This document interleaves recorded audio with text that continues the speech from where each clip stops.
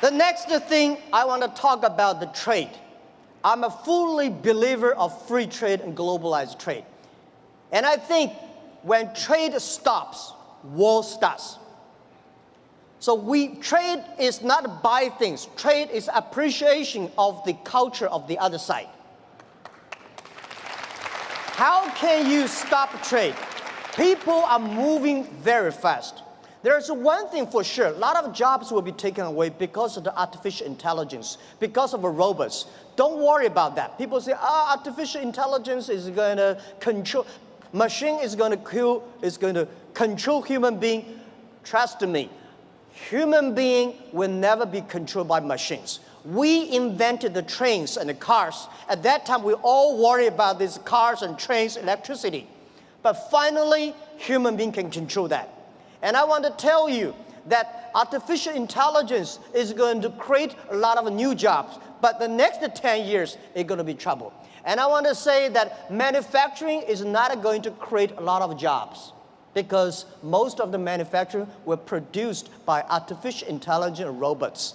The service industry, tourism is going to create a lot of jobs. Service is going to create a lot of jobs.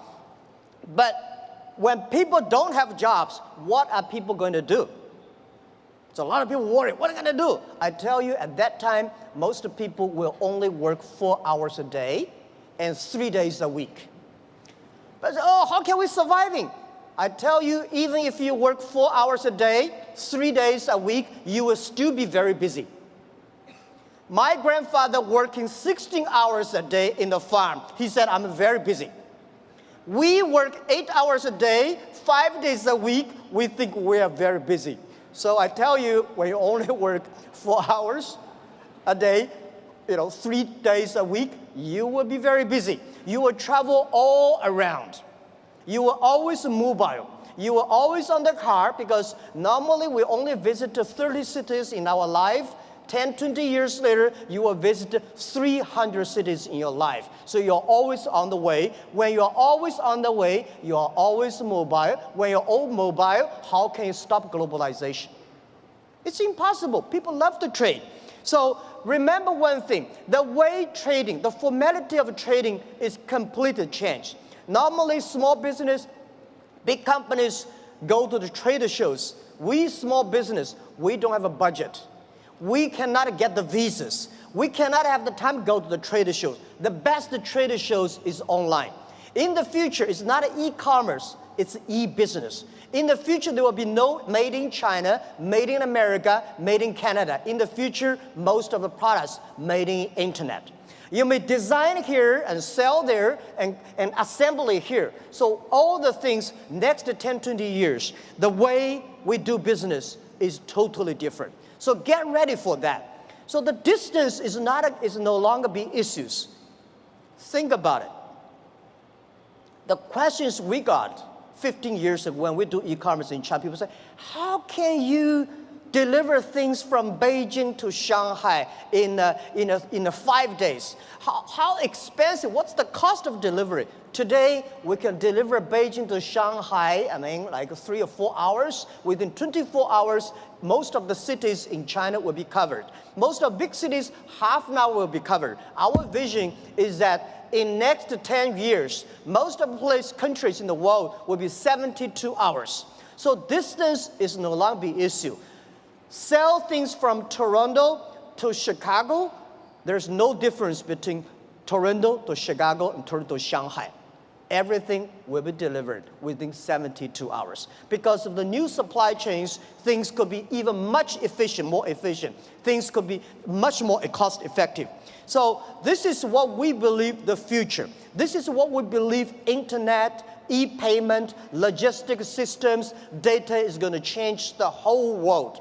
A lot of jobs is losing, a lot of new jobs are coming up. And I want to tell you that for all these small business entrepreneurs, remember one thing, 80% of the small business in the future must be globalized. If you are not globalized company, you will never be able to survive easily. And if you do not using internet to globalize, not the necessary Alibaba.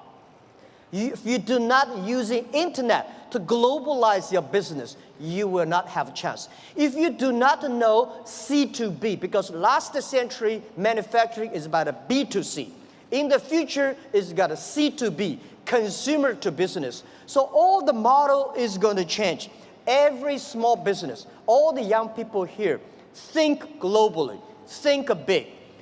Right? You only in the past you only do things if you do things in your only small county, you're a small tiny business. Small business can leverage the internet technology, leverage the market, go across the board. Think big and think out of the boundary. This is a prime minister. I absolutely agree with that. So it's never too late. Never too late to learn to that. Internet is just the beginning. E-commerce is just the beginning. The good thing about the young people is that we always keep learning. One of the reasons people say, what's the secret of China grow so fast? One of the things that we Chinese learn very much in the past 30. We learn a lot about America. If you today go to New York, pick up 100 Americans on the street, how many of them can speak more than 10 Chinese words? Very few. If you're in Beijing, Shanghai, you grasp 100 young people and ask them how many of them can speak more than 20 English words, 80 of them. That is you learn. When you appreciate, when you're open-minded, when you learn from others, you make progress. So this is, I think, never too late to learn the internet. Internet technology is just the beginning. People like me, I know nothing about technology. The only thing I can use my computer, thanks because of mobile, I don't have to learn computers. The PC, the only thing I can send, receive emails, and browse. But I believe technology is designed for people. People should not just for technology reasons. The next point I want to talk about China. China changed so much. It's amazing. We've got 1.4 billion people, and we got 800 million people online, and 500 million people already online shopping. So we still have 900 million people on the way to online shopping. So there are about 300 million middle class, and we have 130 million people travel outside China every year. Guys, can you imagine 130 million people travel all around the world? It's a moving country.